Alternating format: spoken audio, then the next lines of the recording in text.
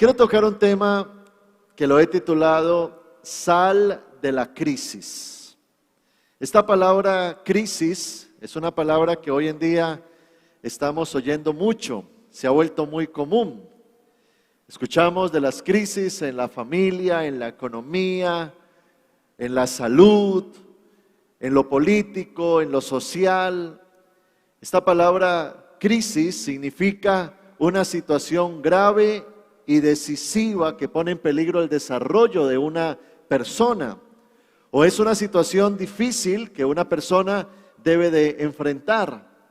Por supuesto, este mundo que nosotros vemos es un mundo que está alejado de Dios. Bien lo dijo un pastor llamado Randy Morrison. Él escribe y dice: sacamos a Dios de la escuela, del gobierno, de la iglesia y de nuestras vidas. Decidimos no escucharlo y ahora nos estamos preguntando por qué el mundo está en crisis. Ahora bien, nosotros como cristianos entendemos de que Dios nos evita muchos problemas, dificultades y adversidades, pero también entendemos que de alguna manera o en algún momento de nuestras vidas tendremos que enfrentar esas situaciones, esas crisis que se pueden presentar. Pero allí surge una gran pregunta y es: ¿estás en crisis o estás en Cristo?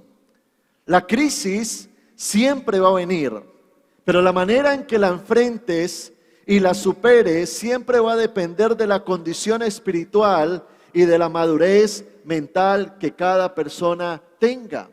Las crisis son un hecho, van a pasar, pero siempre las crisis las vamos a poder ver con diferentes lentes.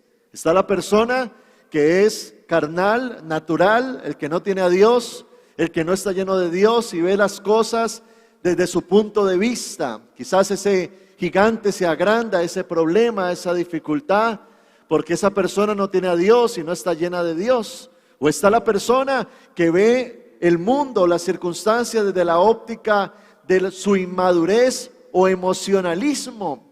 Y esa persona explota, esa persona grita, se derrumba, quizás es iracunda, explota porque está en su inmadurez espiritual.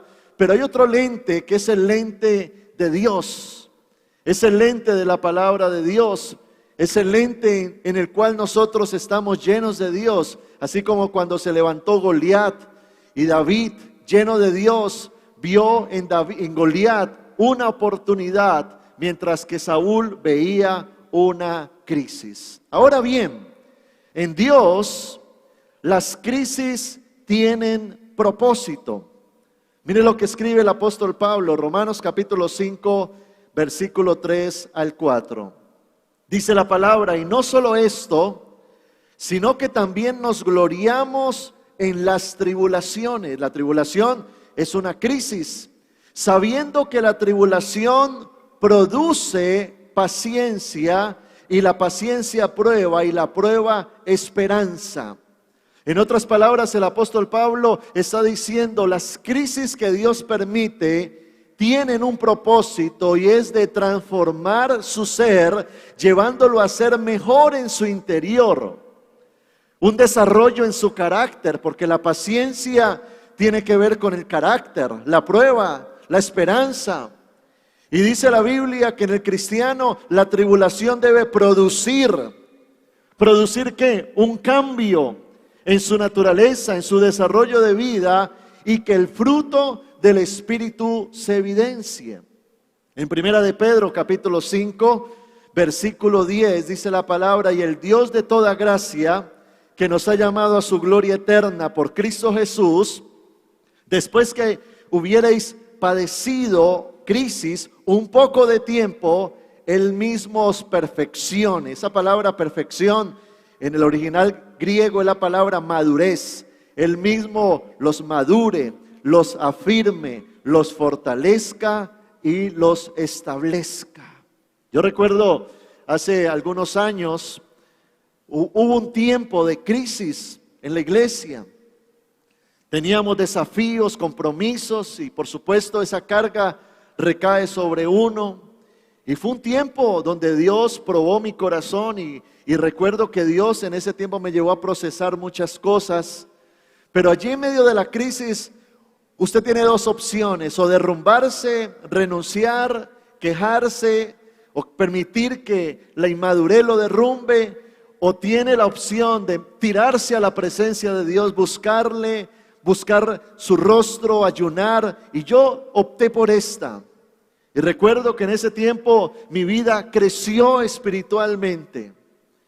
Maduré en muchas cosas y Dios nos sacó en victoria. ¿Por qué? Porque las crisis, esas crisis nos llevan a un crecimiento. Por eso, bendita la crisis que nos acerca a la presencia de Dios. Porque si la crisis te condujo a Dios, es una gran victoria. De hecho, muchas veces Dios, cuando todo sale bien, cuando todo está como en marcha, funcionando, avanzando, pareciera ser de que en nuestro corazón decimos no necesitar tanto a Dios. Entonces dejamos de orar, de congregarnos, ya leemos poco la Biblia porque las cosas comienzan a marchar. Pero muchas veces Dios va a permitir crisis porque Dios quiere llegar a tu corazón, quiere hablarte a tu oído, porque muchas veces cuando las cosas salen bien, parece que la voz de Dios está muy lejana.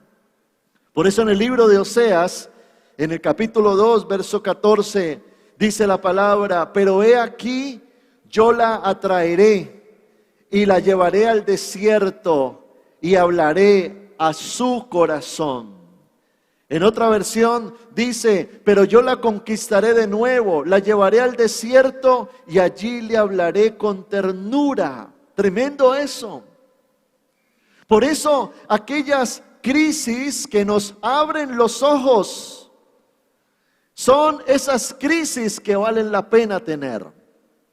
Hay una frase de Daniel Aviv que dice: si te abre una llaga, pero también te abrió los ojos, eso es una gran victoria. Porque muchas veces necesitamos crisis para cambiar, para darnos cuenta de cosas, para entender que necesitamos a Dios. Por lo tanto, si la crisis te llevó a hacer cambios positivos en tu vida, valió la pena. Si la crisis te llevó a ser más espiritual, valió la pena. Si la crisis te llevó a hacer cambios que abundaron o mejoraron para tu vida, valió la pena. Si la crisis te llevó a replantear cosas, a santificarte, a dejar hábitos negativos, incorrectos o pecaminosos, valió la pena. Si la crisis te moldeó, te llevó a crecer, valió la pena. Por eso el libro de Romanos, en el capítulo 8, versículo 28, dice la palabra: y sabemos que todas las cosas ayudan a bien a los que aman a Dios, a los que conforme a su propósito son llamados. Es interesante y muy profundo este texto. Quizás en el momento en que estamos en medio de la crisis, no lo entendemos porque decimos: ¿cómo esto me va a ayudar para bien a mí? ¿Cómo me va a ayudar esta crisis en el hogar? Ver a mis hijos que están perdidos, o mi hogar, mi matrimonio que se está destruyendo, o mi empresa que se está quebrando, o las cosas que están pasando. ¿Cómo me va a ayudar eso? Pero allí cuando no entendemos muchas cosas, es cuando precisamente tenemos que aferrarnos a esta palabra y confiar en Dios y entender que por negativo que parezca lo que hoy estoy atravesando, si soy un hijo de Dios, si amo a Dios, si vivo de acuerdo a su propósito, todo me ayudará para bien. En otra versión dice: Dios hace todas las cosas para que cooperen para el bien de quienes le aman. En otra versión dice: todo colabora al bien de los que aman a Dios. Por eso una de las cosas que tenemos que hacer en medio de una crisis es una introspección. La palabra introspección es mirar hacia adentro. Porque nosotros tendemos en medio de las crisis a buscar culpables. ¿Quién tiene la culpa de lo que estoy atravesando? Es que él, es que ella, es que el gobierno, es que el pastor, es que la iglesia, es que. Entonces, Dios en medio de las crisis nos llama a una introspección, mirarnos hacia adentro. Mira lo que dice Eclesiastés capítulo 7, versículo 14. Dice la palabra: en el día del bien, goza del bien, y en el día de la adversidad, reflexiona. ¿Qué es reflexionar? Ahora mirarnos, evaluarnos, mirar qué puede haber mal en mi vida, cómo estoy delante de Dios. Entrar a la presencia de Dios y decirle: Señor, examíname esta situación que estoy atravesando. Señor, ¿qué cosas hay en mí que la produjeron? ¿Qué cambios quieres tú crear en mi vida? ¿Qué quieres tú que yo haga en mi interior? Y que esa reflexión nos lleve ahora a un arrepentimiento. Porque Dios quiere darte la mano, Dios quiere ayudarte, Dios quiere sacarte de esa situación. Pero hay un puente que te une a la presencia de Dios, y ese puente se llama arrepentimiento. Arrepentimiento tiene que ver con reconocer, admitir y cambiar. La versión de la Nueva Traducción Viviente en la Biblia de Estudio dice: Dios nos ofrece el perdón, pero no lo experimentaremos hasta que nos arrepintamos de nuestros pecados y los confesemos a Dios. En otras palabras, Dios siempre está allí. Su misericordia, su bondad, su gracia, su amor, pero está esperando que nosotros reconozcamos, para que nos acerquemos a Él y Él nos pueda ayudar y sacar de esa situación. Ahora bien, pueden haber crisis que tú llegues a atravesar y no entiendas por qué están pasando, como le ocurrió a Job. Dice la Biblia que Job era un hombre justo, agradable a Dios, un hombre que caminaba recto delante de Dios, pero entró en una crisis terrible. Pero algo que hizo Job fue entender que Dios es soberano.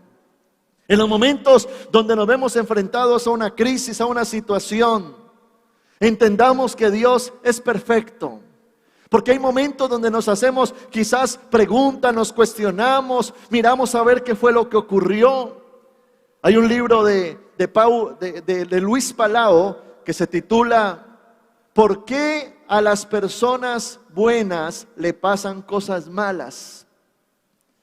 Pero él habla allí de entender la soberanía de Dios. Porque cuando yo no logro entender algo, tengo que confiar. Escúchame esto. Cuando yo no logro entender algo, tengo que confiar en Dios. Entender que es soberano. Entender que es el dueño de la vida. Entender que es un Dios justo, perfecto, grande y poderoso, y prenderme a esa palabra de Romanos 8, donde entiendo que todo me ayudará para bien. Allí es donde cada uno de nosotros comenzamos a desarrollar una fe inquebrantable, donde en vez de debilitarnos nos fortalecemos más y entendemos de que Dios está en control. Hubo un momento en la vida de Pedro donde Pedro tenía muchas preguntas, inquietudes. Y me gusta mucho lo que Jesús le dice en el libro de Juan capítulo 13, verso 7. Dice la palabra: respondió Jesús y le dijo: lo que yo hago, tú no lo entiendes ahora, pero lo entenderás después. Van a haber cosas que no entendemos hoy. Pero Dios no juega los dados. Dios no es un Dios de casualidad. Dios es un Dios de propósito. Y si hay personas en este lugar que están atravesando un momento de dificultad, quiero decirte que Dios tiene un plan maravilloso para ti. Te va a levantar y te va a bendecir. ¿Cuánto le dan la gloria al Señor en este día?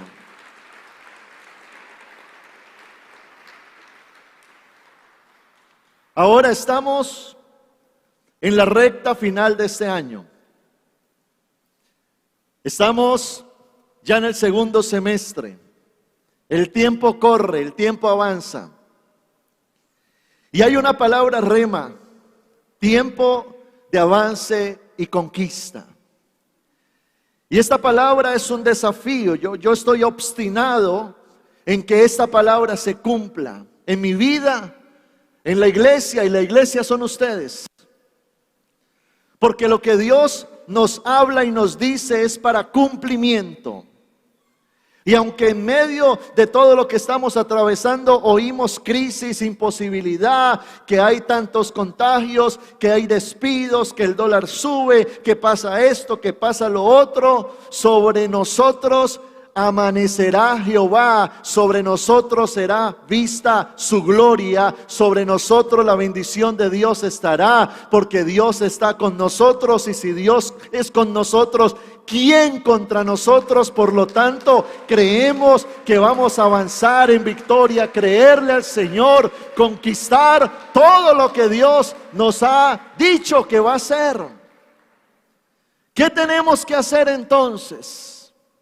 ¿Qué debemos hacer nosotros como cristianos? Y le quiero enseñar por medio de algunos textos bíblicos, historias bíblicas, lo que tenemos que hacer. En primer lugar, salir de la crisis. Dice la palabra de Dios que cuando Dios sacó a Israel de Egipto, lo quería llevar a la tierra prometida, pero lo introdujo a un desierto. La jornada que ellos tenían que caminar diariamente para llegar a Canaán era máximo de 40 días. Y Dios tenía un propósito con ese desierto. El propósito de Dios con ese desierto era transformarlos.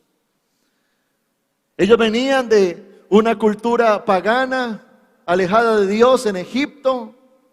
Ahora iban a entrar a la tierra prometida, al lugar de la bendición. Y Dios necesitaba transformar su carácter y su manera de pensar.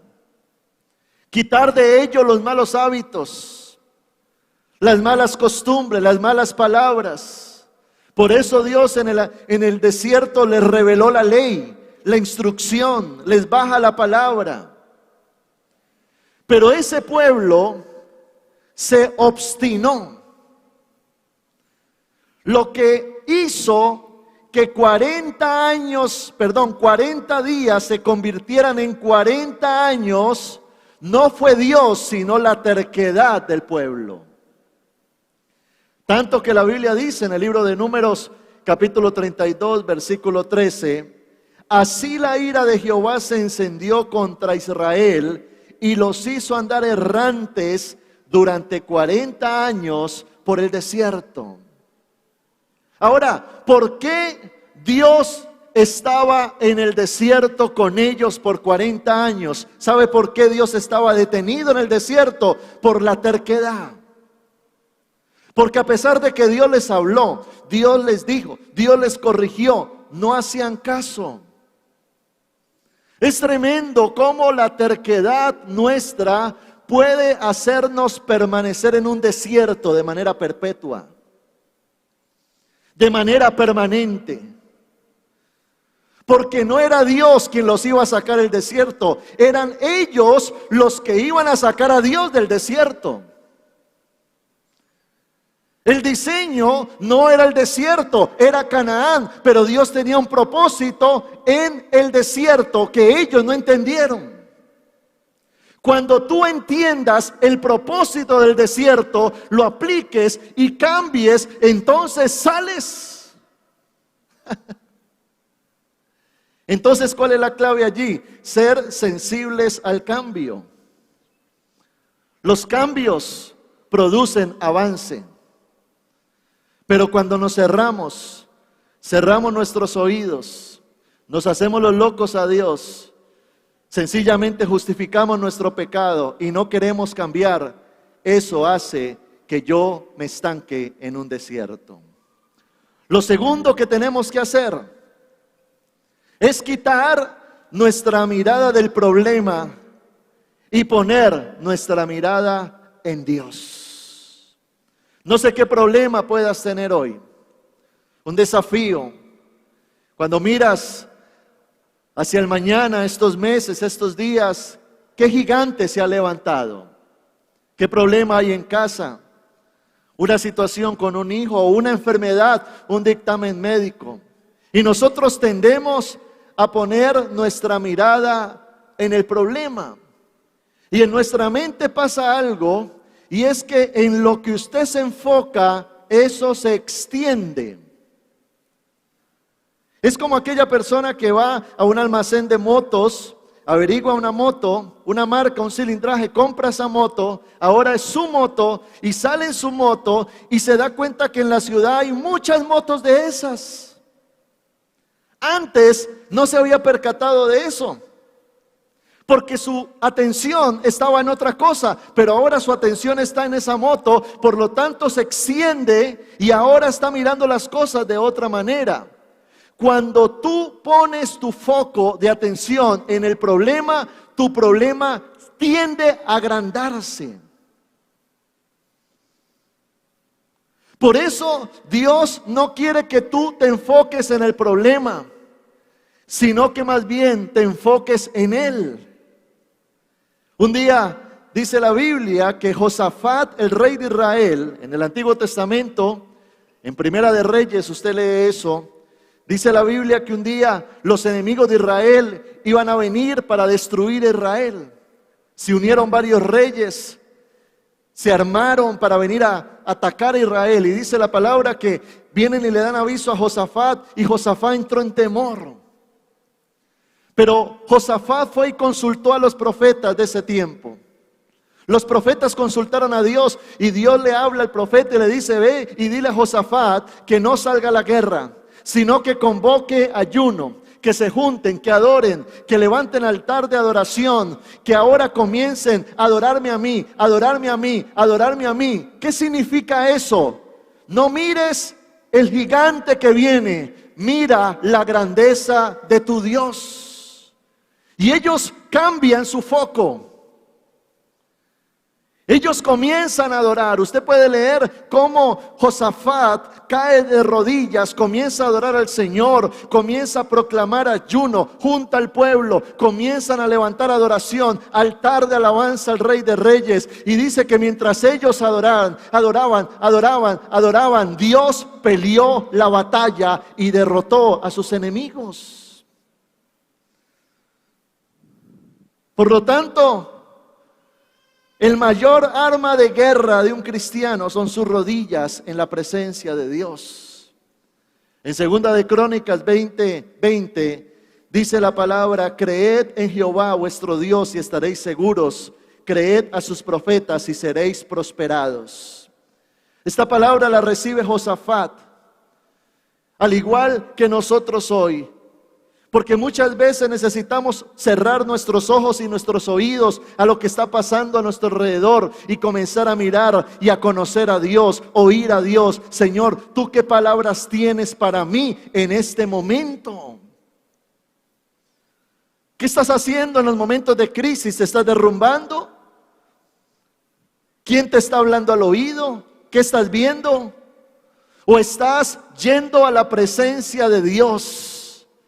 Estás ayunando, buscando su rostro y diciéndole en medio de tu problema: Señor, yo quiero oír tu voz.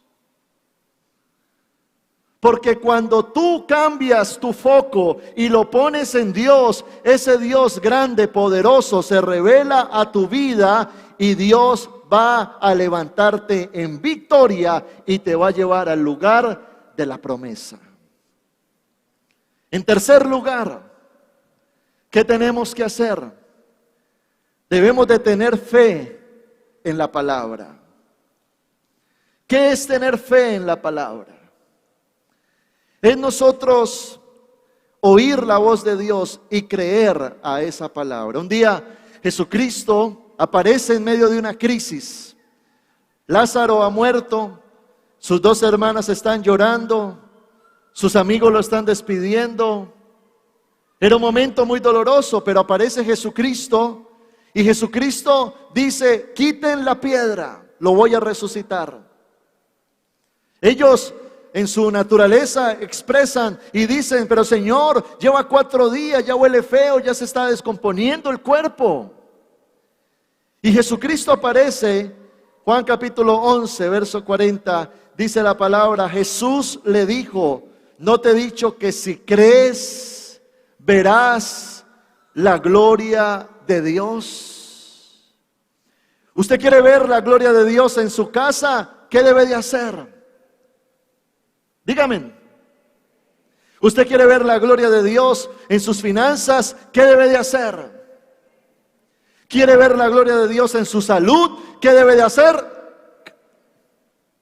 Y creer es nosotros estar alimentados, nutridos de la palabra de Dios. Porque nosotros oímos, vemos muchas cosas. Vemos noticias, escuchamos personas, las redes sociales, el internet. Pero si hay algo que debe de ser fuerte en tu corazón y en tu mente, debe de ser la palabra de Dios. Porque tu tarea es creer, la tarea de Dios es obrar. Pero Dios obra cuando tú crees. Cuando tú tomas una palabra que Dios ha dado para tu casa, tú puedes ver una realidad que puedes estar atravesando, pero cuando tú la crees, entonces Dios comienza a obrar, Dios comienza a orar, Dios comienza a orar. ¿Por qué? Porque Él es fiel a su palabra. Esto me debe de llevar a mí a entender de que para yo caminar en victoria, tengo que tener una mentalidad bíblica. Conocer la palabra de Dios, esa palabra que es viva y eficaz. Yo puedo pasar 1 día, 2 días, 3 días, 1 semana sin ver noticias, no me importa, pero yo no puedo pasar el mismo tiempo sin leer la Biblia, porque yo dependo de la palabra, porque yo dependo de lo que Dios habla, porque yo dependo de lo que Dios dice, porque esa es la verdad.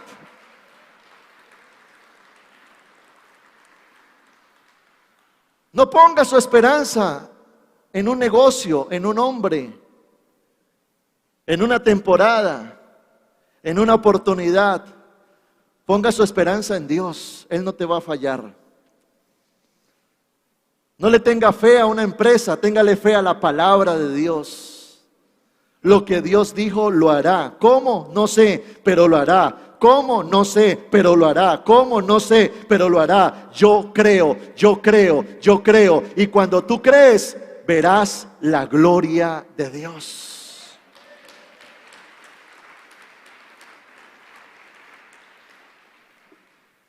Lo cuarto que tenemos que hacer es sembrar la semilla correcta. Nosotros obtenemos lo que sembramos. La Biblia en el libro de Gálatas capítulo 6, versículo 7, dice, todo lo que el hombre siembre, eso también segará. Está como aquel hombre que un día en una finca llega aburrido, cansado, y su esposa le pregunta, ¿qué te pasó? Y él dice, ay, es que no hubo nada de cosecha hoy. Y esta mujer lo mira, es que tú eres muy tonto. ¿Cómo se te ocurre que vas a tener cosecha si nunca sembraste? Tú vas a ver mañana lo que siembres hoy. Un día Dios toma a Isaac, porque Isaac está atravesando una crisis. Eso está en el libro de Génesis. Dice la Biblia que la región donde Isaac estaba entró en crisis, en pobreza, no habían sembrado, no habían cosechas. Pero Dios le habla y le dice a Isaac, Isaac, siembra. Qué difícil es sembrar en los momentos de crisis. Porque más bien queremos ver cambios inmediatos. Pero lo que Dios te dice es, para ver cambios tienes que sembrar. ¿Sembrar qué? Pues lo que quieres cosechar. Si hablamos del área económica, Entonces Dios nos llama a sembrar. La palabra de Dios dice que cuando nosotros traemos los diezmos y ofrendas al templo, Dios abrirá las ventanas de los cielos, derramará bendición hasta que sobre y abunde, nos hará tierra deseable y guardará nuestros viñedos o nos protegerá. ¿Qué es lo que abre los cielos? El dar. Así es que en estos momentos de crisis, donde la circunstancia nos dice, no, ¿cómo se te ocurre sembrar? Dios te dice, hazlo, porque en el reino de Dios más bienaventurado es dar que recibir, porque en el momento en que tú siembras, se está preparando una cosecha de bendición. ¿Quieres ver cambios en tu familia? Entonces siembra la semilla correcta. Quizás sea amor, quizás sea respeto, quizás sea generar cambios en tu vida. En lo que quieras ver cosecha, evalúate qué tienes que sembrar. Porque esto aplica a todas las áreas de mi vida. Si yo quiero salir de un pecado, ¿qué tengo que hacer hoy? Si yo quiero ser espiritual, ¿qué tengo que hacer hoy? Toda acción trae una reacción. Entonces, si quieres ver cosas diferentes, tendremos que hacer cosas diferentes y decirle al Señor, voy tras aquella cosecha que tú me has prometido. Y en quinto lugar, lo que estamos llamados a hacer es actuar con valentía. Actuar con valentía. La Biblia habla de un hombre llamado Gedeón, que vive en un tiempo donde Israel estaba en una decadencia espiritual. Israel está en la pobreza.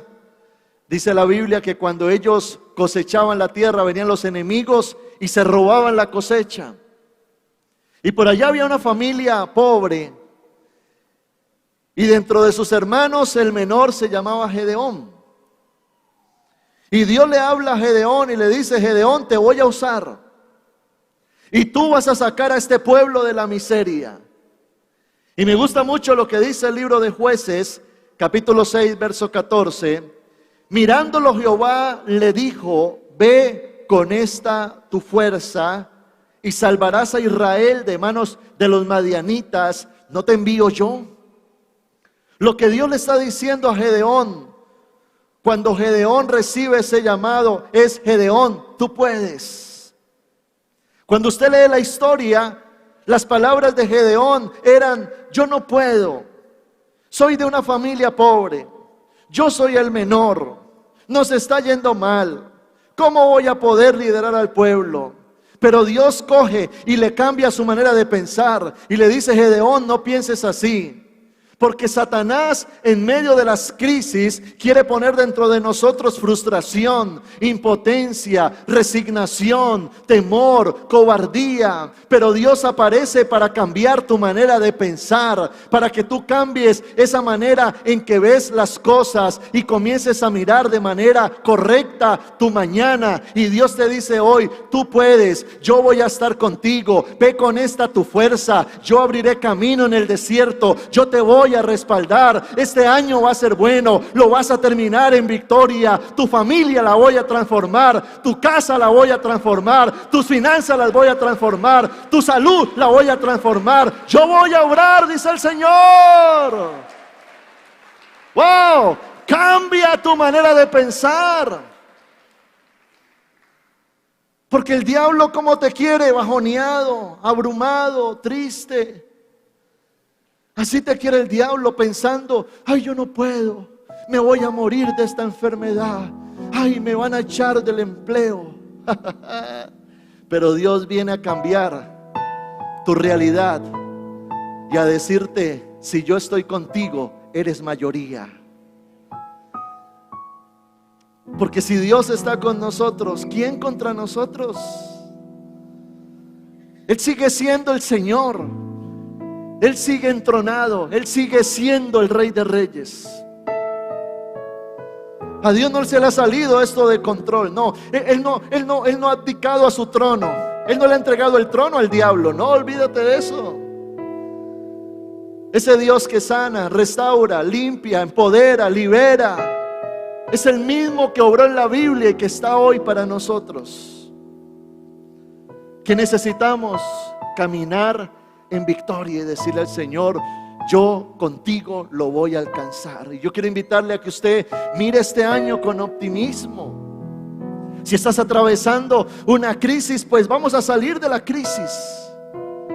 Vamos a hacer los cambios necesarios. Vamos a mirarlo a Él. Vamos a consagrarnos. Vamos a creer a la palabra de Dios. Vamos a dejarlo a Él actuar. Pero cuando la Biblia habla de que debemos actuar, es porque Dios bendice lo que hacemos. Cuando Dios saca al pueblo israelita de Egipto y lo entra al desierto, cayó el maná. El maná les caía del cielo. Hay mucha gente así, esperando que las cosas le caigan del cielo.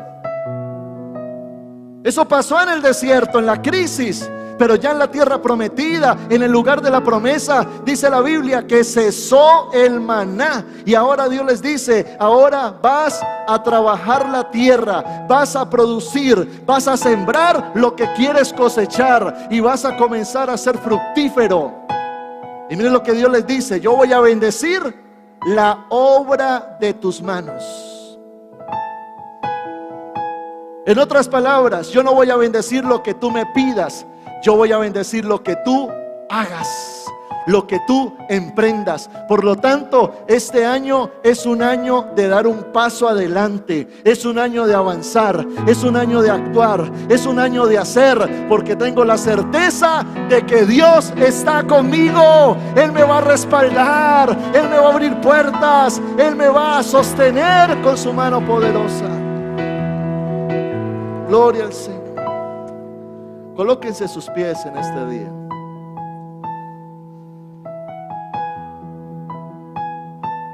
Esta mañana leía en la Biblia Ezequiel 37. Y Ezequiel 37 es el valle de los huesos secos. Dice que Ezequiel tiene una visión donde ve un valle, un desierto, crisis. Pero dice que Dios usó al profeta Ezequiel para desatar una palabra. Y dice que el Espíritu de Dios entró en esos huesos secos, en esas crisis. Y dice que esos huesos comenzaron a tomar vida. Comenzaron como a armarse. Tomaron piel, carne. Y cuando Ezequiel ve esa palabra, dice que había un ejército en gran manera. Yo hoy no estoy viendo a personas comunes y corrientes o personas en crisis. Yo estoy viendo un ejército en gran manera.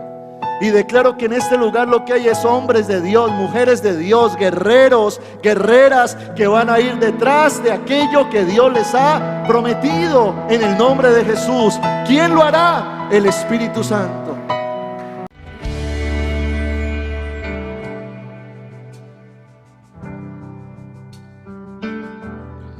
Hola, soy el pastor Samuel Díaz y me alegra grandemente que hayas recibido esta palabra de edificación para tu vida. Si quieres continuar recibiendo estas predicaciones, puedes suscribirte a nuestro canal en YouTube. Allí dale la campanita para notificaciones, así te vamos a anunciar nuevas enseñanzas que van a edificar muchísimo tu vida. Y síguenos en nuestra página web www.samueldiaz.com.co. Dios te bendiga.